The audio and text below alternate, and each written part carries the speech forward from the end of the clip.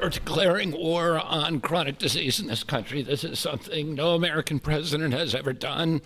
If we want to solve the chronic disease crisis, we have to tackle obesity. Obesity is the #1 driver of chronic disease. 50% of our adult population are obese or overweight, and it drives about 50% of healthcare costs in this country. Diabetes, cardiac diseases, we are going to see a decline because of this historic agreement. We're going to see a decline in costs, but also, more importantly, in the afflictions themselves.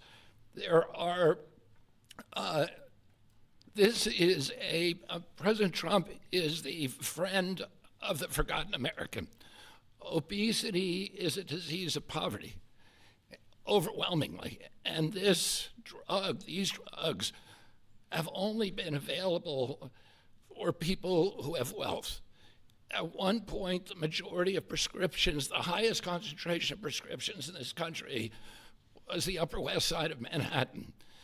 And what about the people who live in rural areas, who live in food deserts?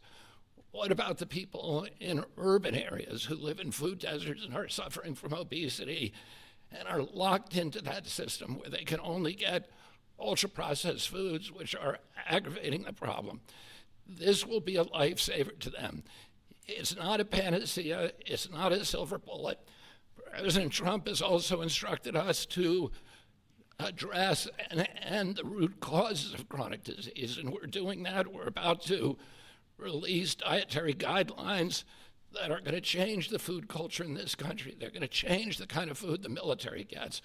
They're going to change the kind of food that our children get. We're releasing those in December.